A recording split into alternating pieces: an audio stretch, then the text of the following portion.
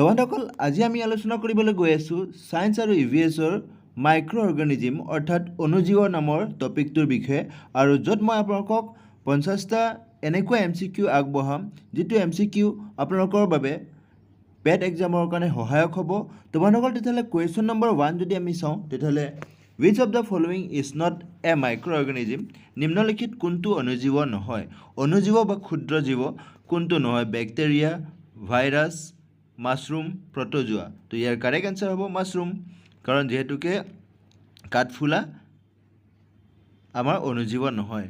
Next question number 2 what is the role of microorganism in the nitrogen cycle অৰ্থাৎ যিটো nitrogen চক্ৰত অণুজীৱৰ ভূমিকা কি তো ইয়াত কৈছে nitrogen fixation decomposition both A and B none of this তো ইয়াৰ কাৰেক্ট আনসাৰ হ'ব option number C both A and B অৰ্থাৎ নাইট্ৰজেন চক্ৰত কি হ'ব নাইট্ৰজেন স্থিৰকৰণ কৰে আৰু ডিকম্প'জ হয় অৰ্থাৎ বিয়োজকৰ কাম হয় তাত বিয়োজন হয় তো সেইটো কাৰণে দুটা হ'ব A and B দুটাই হ'ব।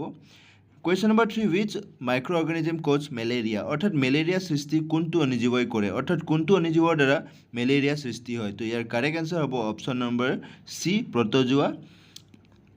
তো প্ৰটোজোৱা আপোনালোকক মই জনাই দিওঁ যেটো অণুজীৱ ইহঁতক আমি 4টামান ভাগত ভগাব পাৰোঁ সেইটো হৈছে প্ৰটোজোৱা বেক্টেৰিয়া ভেকুৰ হেলাই আদি। তো এই যে প্ৰটোজোৱা সাপোজ এমিবা বা পেৰামেচিয়াম এইবিলাক হৈছে প্ৰটোজোৱাৰ উদাহৰণ তো এই প্ৰটোজোৱাৰ দ্বাৰা কি হয় মেলেৰিয়া ৰোগটো সৃষ্টি হয়।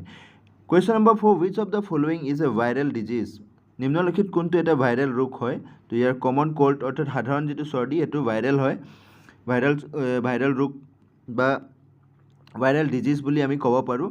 হোৱাট ইজ ফাৰ্মেণ্টেশ্যন তো ফাৰ্মেণ্টেশ্যন কিনবন কি হয় তো ফাৰ্মেণ্টেশ্যনটো প্ৰচেছটো কি হয় a process of respiration a process of decomposition a process of converting sugar into alcohol a process of nitrogen fixation ইয়াৰ কাৰেক্ট আনসাৰ হ'ব option number C a process of converting sugar into alcohol অৰ্থাৎ চেনিক সুৰালৈ পৰিৱৰ্তন কৰাৰ প্ৰক্ৰিয়াটোক কিনবন পদ্ধতি বা আমি ফাৰ্মেণ্টেশ্যন বুলি কওঁ আৰু এই যে কিনবন পদ্ধতি বা ফাৰ্মেণ্টেশ্যন যি পদ্ধতি এই পদ্ধতিটো উলিয়াইছিল লুই পেষ্টিয়াৰ নামৰ বিজ্ঞানীজনে এই ফাৰ্মেণ্টেশ্যন যি পদ্ধতি সেইটো আৱিষ্কাৰ কৰিছিল সেইটো আপোনালোকে মনত ৰাখিব।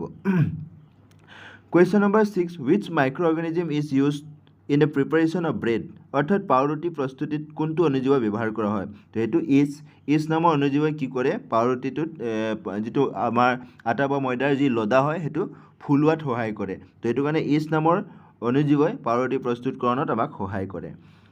Question number 7 which disease is caused by bacteria অৰ্থাৎ কোনটো ৰোগ বেক্টেৰিয়াৰ দ্বাৰা সৃষ্টি হয় তলত কোনটো ৰোগ ইনফ্লুৱেঞ্জা এইডছ টিউবাৰকুলোচিছ চিকেন পক্স তো তলৰ কোনটো হয় তো ইয়াৰ কাৰেক্ট আনসাৰ হ'ব টিউবাৰকুলোচিছ অৰ্থাৎ টিবি যক্ষ্মা ৰোগ বেক্টেৰিয়াৰ দ্বাৰা সৃষ্টি হয়। হাউ ডু বেক্টেৰিয়া ৰিপ্ৰডিউচ বেক্টেৰিয়াই কেনেকৈ পুনৰ উৎপাদন কৰে তো ইয়াৰ কাৰেক্ট আনসাৰ হ'ব option number A binary fission. Question number 9 what is the role of rhizobium bacteria in plants বেক্টেৰিয়াৰ প্লাণ্টছ নামৰ গছত যেটো ৰাইজোবিয়াম নামৰ বেক্টেৰিয়াৰ ভূমিকা কি হ'ব নাইট্ৰজেন ফিক্সেশ্যন ফটোচিনথেসিস ডিকম্পজিশ্যন পলিনেশ্যন তো ইয়াৰ কাৰেক্ট আনসাৰ হ'ব অপশ্যন নম্বৰ যেটো এ নাইট্ৰজেন ফিক্সেশ্যন নাইট্ৰজেন স্থিৰকৰণত ৰাইজোবিয়ামে সহায় কৰে।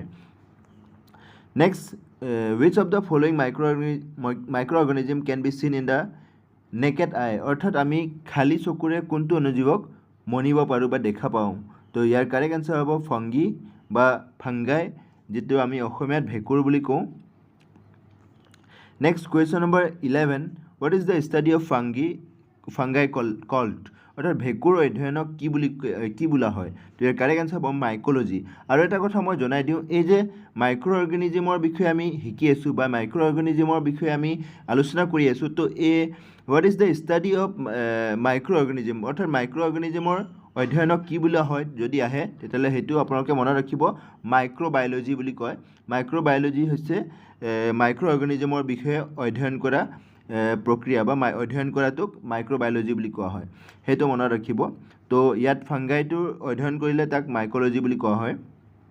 Next question number 12 which microorganism is used to make antibiotics অৰ্থাৎ এণ্টিবায়'টিক তৈয়াৰ কৰিবলৈ কোনটো অনুজীৱ ব্যৱহাৰ কৰা হয় তো এণ্টিবায়'টিক কোনটো অনুজীৱ ব্যৱহাৰ কৰা হয় এইটো হৈছে ভেঁকুৰৰ দ্বাৰা কিছুমান বেক্টেৰিয়াও ব্যৱহাৰ কৰা হয় কিন্তু ভেঁকুৰটো আমি বিশেষকৈ যেটো আমাৰ এণ্টিবায়'টিক তৈয়াৰ কৰাত আমি ব্যৱহাৰ কৰোঁ সো সাপোজ এণ্টিবায়'টিক কিছুমান আছে এৰিথ্ৰ'মাইচিন হওক ষ্ট্ৰেপ্ট'মাইচিন হওক তো তেনেকুৱা ধৰণৰ এণ্টিবায়'টিক কি হয় ভেঁকুৰ বা বেক্টেৰিয়াৰ দ্বাৰা প্ৰস্তুত কৰা হয় what type of microorganism is plasmodium অৰ্থাৎ প্লাজমডিয়াম কি ধৰণৰ ক্ষুদ্ৰজীৱ বা অনুজীৱ হয় তো এইটো হৈছে প্ৰটোজোৱা হয় এটা option number C protozoa which disease is caused by a protozoa অৰ্থাৎ প্ৰটোজোৱাৰ দ্বাৰা সৃষ্টি হোৱা ৰোগ কোনটো তলত মানে কোনটো হয় প্ৰটোজোৱাৰ দ্বাৰা সৃষ্টি হয় মেলেৰিয়া আপোনালোকে মনত ৰাখিব মেলেৰিয়াটো প্ৰটোজোৱাৰ দ্বাৰা সৃষ্টি হয় which of the following is a unicellular fungus নিম্নলিখিত কোনটো এককোষী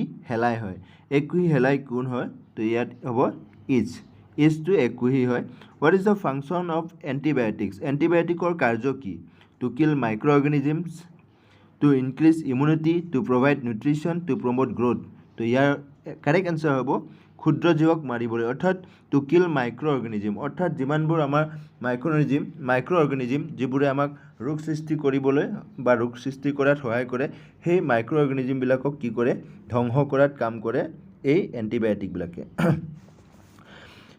which microorganism helps in the production of curd দৈ প্ৰস্তুতকৰণত আমাক কোনটো অনুজীৱই সহায় কৰে তো বেক্টেৰিয়া ভাইৰাছ প্ৰটোজোৱা এলগি তো এইটো হৈছে বেক্টেৰিয়া তো বেক্টেৰিয়াটো আমাক দৈ প্ৰস্তুতকৰণত সহায় কৰে আৰু সেই বেক্টেৰিয়া পাৰ্টিকুলাৰ বেক্টেৰিয়া বিধৰ নাম হৈছে লেক্টোবেচিলাছ নামৰ বেক্টেৰিয়াই কি কৰে আমাক দৈ বা কাৰ্ড প্ৰস্তুত কৰাত সহায় কৰে 18 what is the process of converting atmospheric nitrogen into a usable form called তো বায়ুমণ্ডলৰ যেটো নাইট্ৰজেন ব্যৱহাৰৰ যোগ্য ৰূপলৈ ৰূপান্তৰিত কৰা প্ৰক্ৰিয়া কি বোলা হয় তো এই যে বায়ুমণ্ডলৰ নাইট্ৰজেন আমি ব্যৱহাৰ কৰিব পৰা গছ-গছনিয়ে ব্যৱহাৰ কৰিব পৰা সিস্টেমটো কি বুলি কোৱা হয় ইয়াক নাইট্ৰজেন ফিক্সেশন বা নাইট্ৰজেন স্থিৰকৰণ বুলি কোৱা হয় next which microorganism is commonly used in genetic engineering সাধাৰণতে কোনটো ক্ষুদ্ৰজীৱ ব্যৱহাৰ কৰা হয় bacillus সাবটিলিছ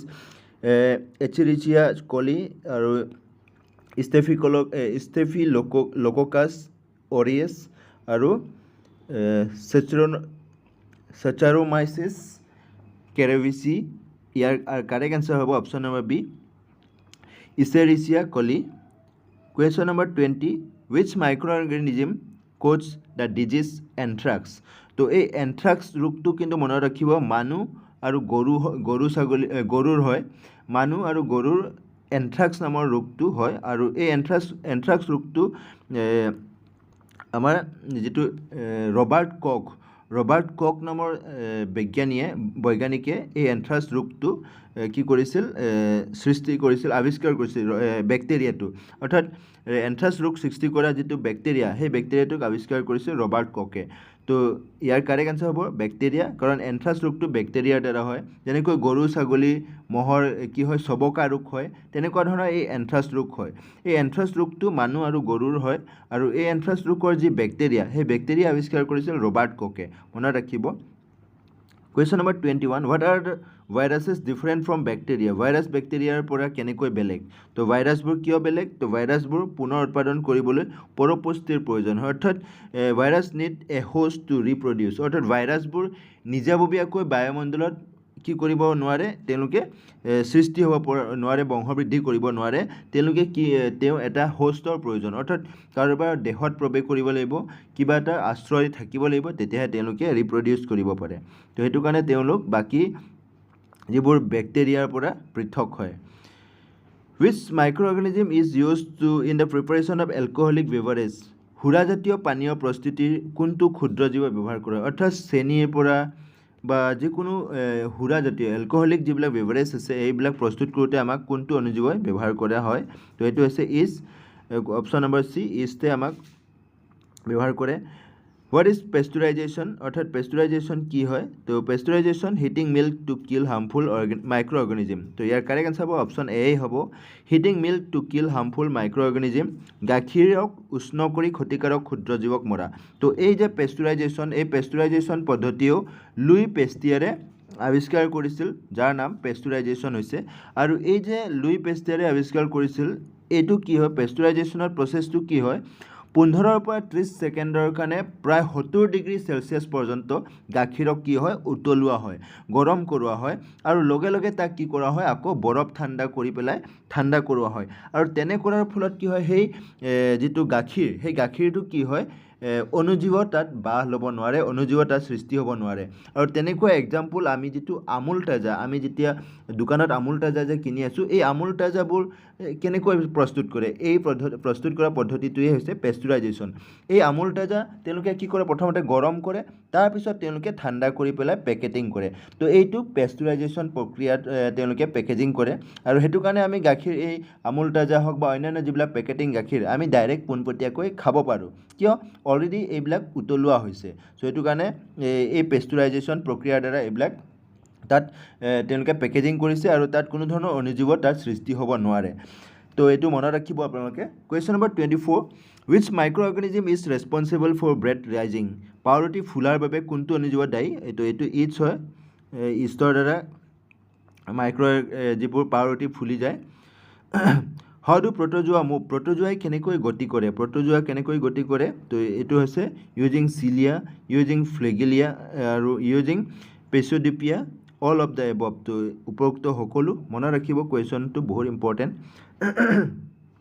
what is the role of algae in the environment পৰিৱেশত শেলাইৰ ভূমিকা কি তো oxygen production nitrogen fixation decomposition pathogen তো ইয়াৰ কাৰেক্ট আনচাৰ হ'ব অক্সিজেন প্ৰডাকশ্যন অক্সিজেন প্ৰডাক্ট কৰে শেলাই which microorganism causes the disease typhoid typhoid ৰোগ কোনটো অনুজীৱই সৃষ্টি কৰে তো ইয়াৰ কাৰেক্ট আনসাৰ হ'ব bacteria option number B which of the following microorganism is beneficial to humans নিম্নলিখিত কোনটো অনুজীৱ মানুহৰ বাবে লাভজনক তো ইয়াত লেক্টোবেচিলাছ দিছে ইনফ্লুয়েঞ্জা ভাইৰাছ দিছে প্লাজমোডিয়াম দিছে এছপাৰজিলিয়াছ দিছে তো এছপাৰজিলিয়াছ বা প্লাজমোডিয়াম ইনফ্লুয়েঞ্জা ভাইৰাছ এইবিলাক আমাৰ কাৰণে ৰোগ সৃষ্টিকাৰী অনুজীৱ লেক্টোবেচিলাছ কিন্তু আমাক গাখীৰক দৈ প্ৰস্তুত কৰাত সহায় কৰে বাবে ই আমাৰ কি হ'ব পাৰে লাভজনক অৰ্থাৎ ইয়াক আমি ব্যৱহাৰ কৰিব পাৰোঁ ই আমাৰ মিত্ৰ অনুজীৱ নেক্সট হাউ ডু ফাংগাই ৰিপ্ৰডিউচ ভেঁকুৰ কেনেকৈ পুনৰ উৎপাদন কৰিব পাৰি তো ইয়াত binary fission spore formation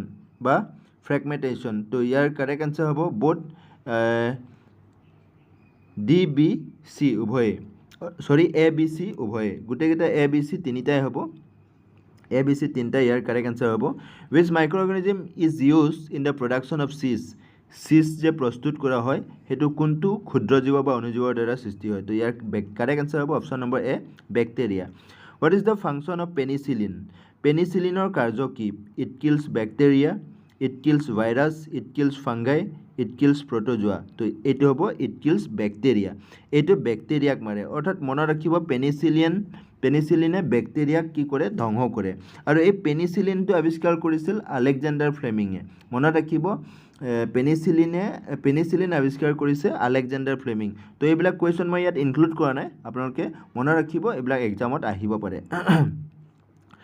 which microorganism causes the common cold সাধাৰণ চৰ্দি কোনটো অনুজীৱই সৃষ্টি কৰে তো এইটো হৈছে ভাইৰাছৰ দ্বাৰা হয় which microorganism is responsible for the disease cholera কলেৰাৰ বাবে কোনটো ক্ষুদ্ৰজীৱ বা অনুজীৱ দায়ী হয় তো ইয়াৰ কাৰেক্ট আনসাৰ হ'ব bacteria what is the importance of microorganism in the soil মাটিত ক্ষুদ্ৰজীৱৰ গুৰুত্ব কি they decompose organic matter they fix nitrogen they improve soil fertility all of the above তো ইয়াৰ কাৰেক্ট আনসাৰ হ'ব all of the above কাৰণ মাইক্ৰ'অৰ্গেনিজমবিলাকে কি কৰে decompose কৰে নাইট্ৰজেন যৌগীকৰণ কৰে আৰু কি কৰে মাটিৰ যি উৰ্বৰতা সেইটো বৃদ্ধি কৰে তো এইটো গোটেইকেইটা কাৰেক্ট আনসাৰ হয় তো সেইটো কাৰণে all of the above D হ'ব ইয়াৰ correct answer 35 which microorganism is used in the production of vinegar ভিনেগাৰৰ উৎপাদন কোনটো ক্ষুদ্ৰজীৱ ব্যৱহাৰ কৰা হয় তো ইয়াৰ কাৰেক্ট আনসাৰ হ'ব বেক্টেৰিয়াৰ দ্বাৰা আমি ভিনেগাৰ প্ৰস্তুত কৰোঁ what is the role of decomposer in the ecosystem জৈৱ বৈচিত্ৰ্যত বিয়োজকৰ ভূমিকা কি